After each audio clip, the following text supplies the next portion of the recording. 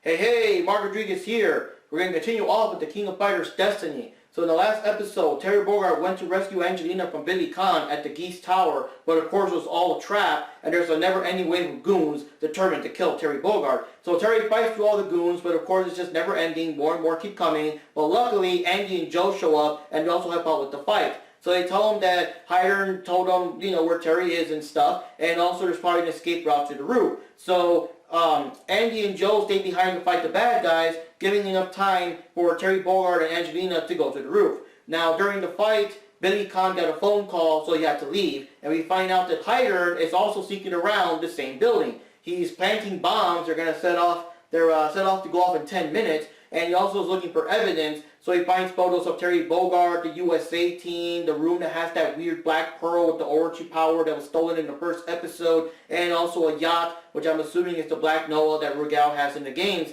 And Billy Khan shows up. There's a short fight between Hyder and Billy Khan. Hyder throws a thermite grenade, takes out the entire room and everything, so the bad guys get away, and Hyder also escapes. And of course, we're reminded of the bombs that he planted. And Terry Bogard finally faces off against Geese Howard, but Geese Howard's a fucking beast. Like, he's fighting and not even trying. He's like blocking all the moves and grabbing Terry and throwing them and just standing there with his hands behind his back while Terry Bogard is fucking coughing up blood and can barely get up anymore and stuff like that. And of course the big climax is that with Terry Bogard down and out and coughing blood and he can't even run or anything, Geese is like, what's he say? In honor of Jeff, I'll give you a peaceful death. And he throws a big-ass fucking fireball. And the thing is that, yeah, Terry looks like he can't move or get out of the way. And we're going to see what happens there. But I guess we're going to have to wait because this episode looks like another one of those flashback episodes. I just can't tell if it's either young Terry, young Geese, or even young Billy Khan. But it's someone as a kid. And we'll see what's going on. So let's get started. Oh, so Angelina's story. Side story Angelina. So we'll find out more about her and, how she got to this predicament. In the last episode, she actually called Gee's dad, so we'll see how that goes. Oh gosh, they're going to do the thing where Terry Bogard met her as a kid before, just like Lily. Dude, you should have left, because imagine how different her life would have been if she left with Terry and trained with Tons, or even just stayed there and watched Terry train with Tons Guru or something. Oh, so they didn't find her yet.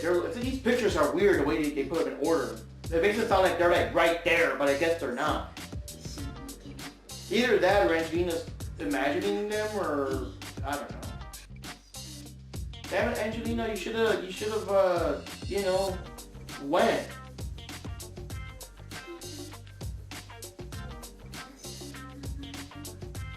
Well, he never heard it the first time, so unfortunately he's gonna forget your name. This Geese Howard just going around picking up random stray children, am I right? Like, what the hell? She's gonna die, isn't she? She's gonna fucking throw herself in front of Geese Howard's fireball. That's why we're getting her flashback right now, so we care more about her and find out, how she got to this point before she fucking kills herself to save Terry. Oh, yeah, I just realized that.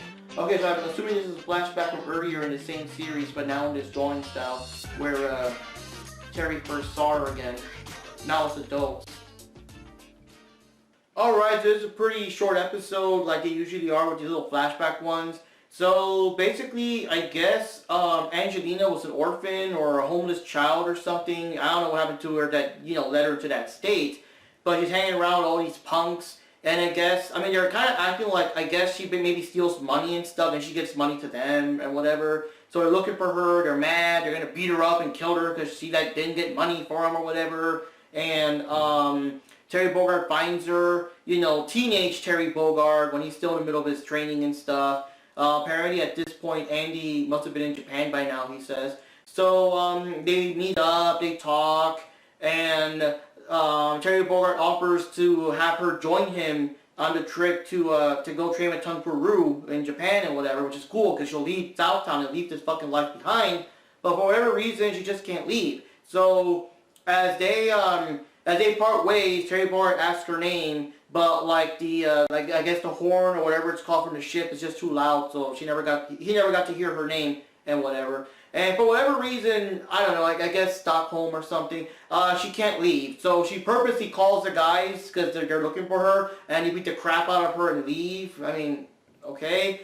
And luckily, or unluckily, I guess, Geese Howard finds her and takes her in, which again, just Geese Howard just running around, you know, driving around, I should say, finding orphan kids to pick up and stuff, you know.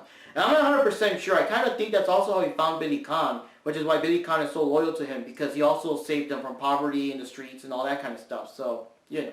So, anyways, yeah, Geese takes her in. We fast forward 10 years later, and it's like, I guess, a flashback within a flashback of this series when Terry Bogard got to see Angelina again, and that's basically it for this episode. But, again, the foreshadowing and the timing that right now they're putting her backstory, I have a very bad feeling she's going to die in the next episode. She's going to probably jump in the way of the fireball and stuff. Now, we do see that Andy and Joe do show up. And they also get to fight against Geese. That's pretty cool. I like to know that they also get to fight them and stuff, and not just, you know. And I also like that they actually show the fighting. Because in the Fatal Fury anime, I remember that Andy and Joe showed up, and then by the time Terry arrived, they're just beat up on the floor already. So we never got to see the fight. Obviously, Geese won, but you want to see them give it a shot. You know what I mean? So at least here, we're going to see Andy and Joe fight with Geese. And then I guess this is when Terry Bogard's going to defeat them.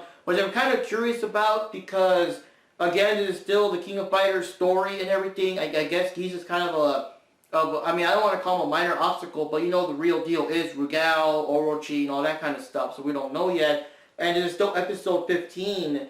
We still got a bunch of episodes left to go, so I'm wondering if it's kind of like we'll take out Geese now, and then as we go on, now we're going to, you know, now that we got the Fatal Fury part stuff out of the way, now we're going to focus more on Hydern and Rugal and the Orochi power, Bias Mature, all that stuff. We don't know. So anyways, guys, Mark Rodriguez here. And, I mean, so far I've been enjoying the series. I like the flashbacks and the memories. Unfortunately, it looks like Angelina is going to share Lily's fate. But, hey, we'll find out. Anyways, see you next time.